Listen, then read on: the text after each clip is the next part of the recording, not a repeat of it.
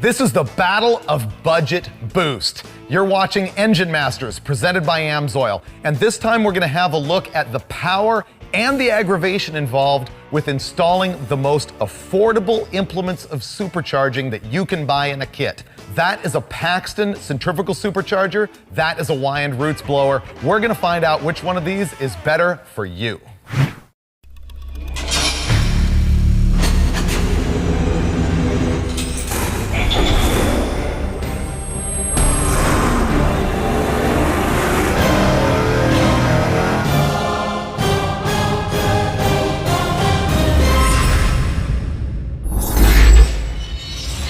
Look, it's an actual Ford on Engine Masters. We actually love this little motor, and you might remember it if you're a fan of our Roadkill show. We put this engine in a 1968 Ford Ranchero and drove it all the way to Alaska from California. And it got shipped back, and on the ship out there on the ocean, this thing got so cruddy and horrible. But Steve Dulcich grabbed it from us. He put new rings and bearings in it and dressed it all up, looking all swanky and ready for its star appearance on Engine Masters. This in naturally aspirated trim makes 450 horsepower and 440 pound-feet of torque. This is a small block Ford configuration, the same as a 302, but it's 363 cubic inches because it has a bigger stroke, 3.4 inches, and an aftermarket block with a 4 1/8 inch bore. So that adds up to a 363. The whole bottom end is from Dart Machinery. They sell the whole short block under their SHP line. It's all forged stuff, pretty good deal. It also has Dart heads on it. They have a 195cc intake runner. This thing has 9.2 to 1 compression. The camshaft is a Comp Cam's nitrous grind. It's the NX282 HR for hydraulic roller, -14, meaning it's on a 114-degree lobe separation angle, which in theory is going to be good for the boost that we're going to throw at it. This carburetor is a Holley 850 Ultra XP. We used it naturally aspirated. We're also gonna put it on top of the Weiand root supercharger. We're gonna try and use it with the blow-through setup on the Paxton centrifugal blower. Right now, let's hang this thing on the dyno and find out what it does under pressure. We're gonna lay the boost to it. The first blower that we're going to install is the Weiand 174 mini supercharger that acts like a belt-driven intake manifold. It is the roots blower portion of the Comparo. This is the first Ford we've done at Engine Masters. I know. What do you think?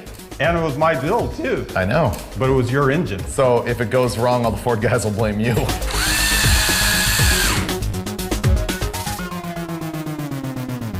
This is what's called a roots supercharger. The design where you have two rotors in here that spin together. It's actually a positive displacement compressor. This is 174 cubic inches. Every time it rotates all the way around, it shoves that much air into the engine. You can see how they roll around here and are sealed with Teflon. The whole reason any supercharger, including a turbo, makes more power with boost is because you're cramming more air into the engine, and when you have more air, you can burn more fuel, and with more fuel, you get more power. Plop the carburetor on, let's check it out. Prop the carburetor on in the right direction. I don't have the... People are always asking us, why aren't we using EFI? You know what a lot of it is we've got to crank these videos out really quickly, and this way we don't have to hook up a bunch of sensors or do any wiring or create a tune-up for anything. This is just simpler for initial fire up and running, and at wide open throttle it tends to make kind of the same horsepower either way. And also, for this particular test, we're talking entry-level superchargers, and entry-level guys often don't have EFI. And this is rudimentary technology, let's face it. As you can see, we don't have an ordinary engine here. We have pretty much a racing engine with supercharger. So that's gonna put extra demands on the oil. We talked to the experts at AMSOIL, and they've recommended their 1550, which seems like a very heavy grade of motor oil. But with the supercharger, puts a lot of load on the internal components, so you want that extra cushion and the extra protection. It also has the protection of zinc in the additive package and phosphorus and other ingredients that really protect the engine. And let's see if I can pour this as good as Freiberger. Whoa, and I'll quit before I make a mess. If you're seeing some smoke out there in the room, that is just a little oil leak that we've got coming out of the flywheel bolts in the back, so don't worry about it.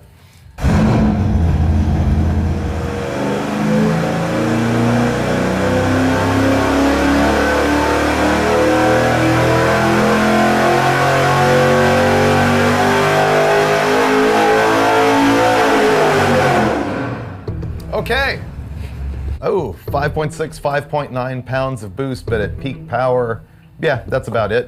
5.5 pounds of boost, neighborhood of. Let's see what kind of power we made. With the Weiand blower at 5.5 pounds of boost, we made 473 pound-feet of torque and 522 horsepower. Here's the problem though, 520 horsepower is not a number you want to throw out when you have a blown small block. But it's not a whole blower, it's only a half a blower. Well, you know the solution is... More boost. Right. Well, I did get a smaller pulley for it. We should probably do that and see what it does. I'm ready to go. What we're doing now is changing the drive ratio of the supercharger to spin it faster to make more boost.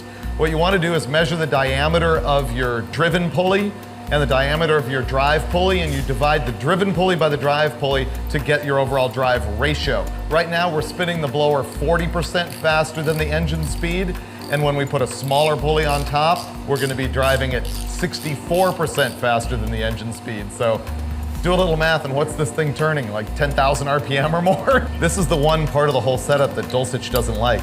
It doesn't match, that shiny chrome. It just doesn't look good against the aluminum low sheen of the rest of the blower. Wasn't it you that said function before form? Well, I don't know, but that looks like it belongs on a shopping cart or something. We're gonna see either big boost or belt slip, or big boost and less power. I'm hoping for big boost and not belt slip. Okay.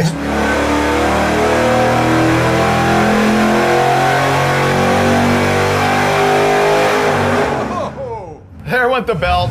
Get out the rubber cement. Let's fix that belt. Not the WD-40 like last time with Hemi. This ends up being a problem on all of these superchargers that have a serpentine belt drive. With a lot of boost. Yeah. They're fine at really low boost. Yeah, but that's not us. No. This is the belt tensioner, spring loaded, but I can almost, well, I can completely collapse it, and that's probably why the belt is getting thrown, so we can pull it out a little bit and hose clamp it. Hey, Steve-O, where's the hose clamps? I bet we're gonna end up doing the same thing with the Paxton. Oh yeah. Run it! This is our third different attempt at running this thing with a small blower pulley and big boost, and the belt keeps falling off. Is this gonna be it, Freiberger? I was gonna ask you the same thing. I think it is. Either we're gonna have more good violence or we're gonna make big power.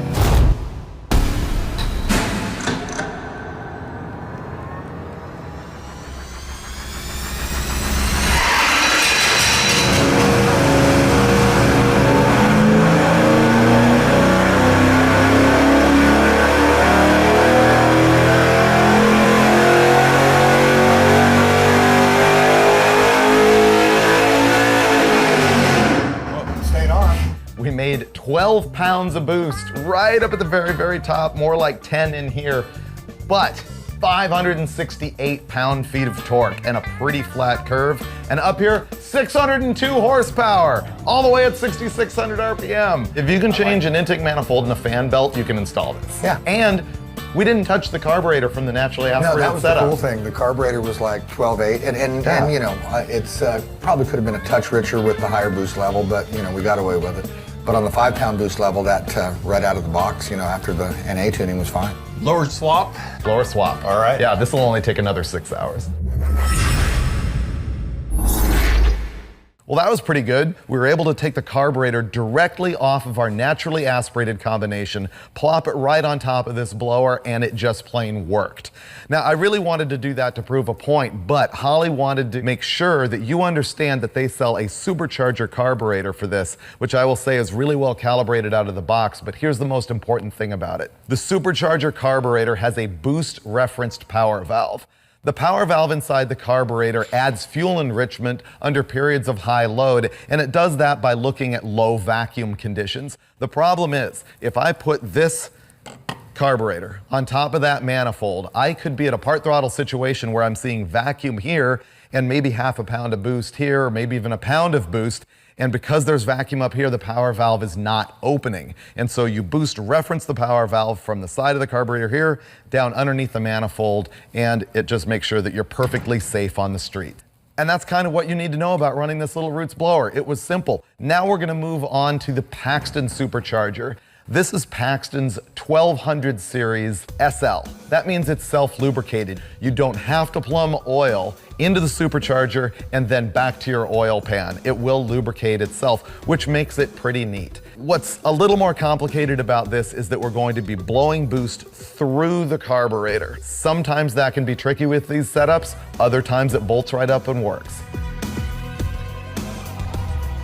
Because the boost is going through the carburetor and also through the vent tubes for the float bowls, which are holding the fuel, and the fuel's coming in from the fuel pump, you have to have what's called a boost referenced fuel system, because imagine 7 psi of fuel going into the bowl and 7 psi of boost going into the vent tube. 7 psi working against 7 psi is 0 psi. You would get no fuel flow. So you need a regulator that can reference boost from the hat and step up the fuel flow in direct proportion to the boost. In English, you want 7 psi more fuel pressure than boost at all times, right? Exactly. And if you reference the boost, you just add 7 to it and you'll always have plenty of fuel. What would I do without you? I think I'd get out my calculator. Really? You can be replaced by an iPhone. Oh man. This is gonna be our first test with the Paxton supercharger. We tried to make it run with that out-of-the-box Holley Ultra XP carburetor, and it just basically wouldn't run. We're not exactly sure why. It was either too rich or too lean. It was just misfiring, it was struggling. It's like hit or miss on whether a carburetor is gonna work right out of the box with one of these deals or not. It can be made to work, I'm confident. But we happen to have a carburetor in the cabinet that we already know kind of works well with these blow-through stuff, and so we opted to take the easy road and put the other carburetor on. So you think this one will work, Steve-O? Yeah, I'm very confident. This carburetor is a Holley 850 double pumper, but it's been worked over by a company called CSU. It has annular boosters and a bunch of other trickery to make it work specifically with a blow-through application like this. Is it gonna save us? Yeah. Yeah? We're good right now. Okay.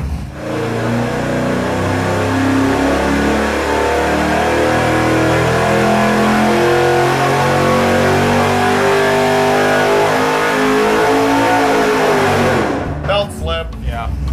You could really see it wagging on the long side. Every time. Yeah. Instead of having a spring-loaded tensioner like the other blower setup did, this thing just has an idler that rides right against the belt. We gotta tighten it so that it's about a D-string sound right there. And interestingly, this is the out-of-the-box pulley ratio. The other blower, we only ran into trouble once we started to hop the thing up with a pulley that was really way too small for too much boost. This thing's straight from the factory.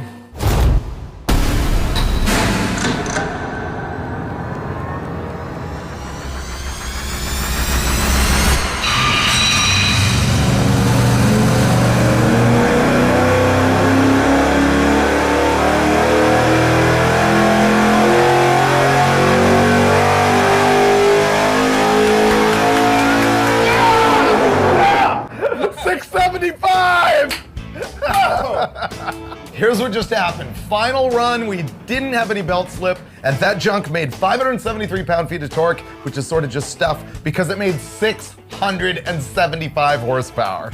What you're looking at here is the Weiand root supercharger in red and then blue, and the Paxton Centrifugal in black. And really, it's kind of the classic trade-off. Do you want low-end power with your roots, or do you want high-end horsepower with your centrifugal? It's as simple as that. Now let's have a look at the torque curves with the same two blowers. Once again, in red and blue, you've got the root supercharger. In black, you've got the centrifugal. Look at that. Wow. Would you ever give up this much power down here if you were talking just a street car application, not a drag car? Well, I mean, I probably would. I'm more of a top-end, high RPM guy. Okay, well then you're gonna have to drive your car above 5,000 RPM at wide open all the time to take advantage of that deal. I drive a four-cylinder back and forth to work. I don't think I need anything up there. So, so let me run through my conclusions and you can tell me if you agree or not. I'll get to tell you why you're a chump. That's right. So let's start with the Weiand root supercharger. I'm gonna say that was way easier to install than this. Okay, I can't go way. It was easier to install than the centrifugal. I'll give you that. It was way easier on the tune-up and carburation issue. Way. And I think that's gonna be true anytime you've got a blow-through versus a root setup. I am waffling on what actually looks better because I'm getting accustomed to this meaning horsepower and being cool. Right. How about you? I don't know, that big macho blower on top of the engine where it's intended to be with the carburetor on top of that Right. wins me over every time. I don't know if I can go macho with that little baby blower though. That's kind of, that's my hang up. Okay, so we'll call that a draw. How about horsepower? Well, I mean, that made way more horsepower. Self-evident, but the Roots blower made so much more torque down low. I think it would be more fun to drive just day to day on the street. I don't know. I mean, if I had my choice, I would go for the horsepower. You would? Yeah. Well, I know it's hard to turn down as a magazine editor, but No. I mean, even for my personal car. As a matter of fact, this will probably end up in my new Cougar. you're gonna put this in my old Cougar? Well, yeah, it was your old Cougar, but it's mine now. Oh man. Yeah, because I want the top end charge of almost 700 horsepower as that thing's revving up to the red line. I really like that. Both of these setups are basically the same money to buy the kit, but here's another point I'll make against the Centrifugal.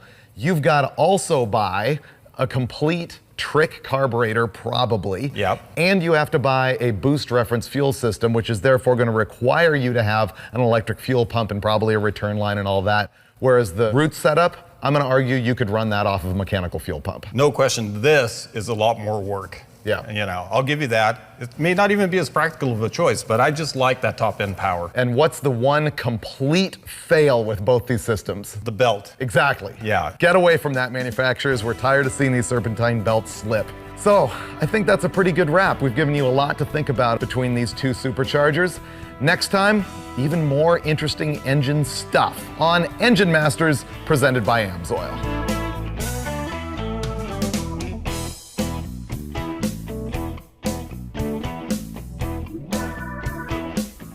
The Paxton Centrifugal supercharger. What was it called? No, this takes R134A. Oh, really? It's not an R12? No. I know, it's a big air conditioning compressor. It'll keep it nice and cool in the car. Right?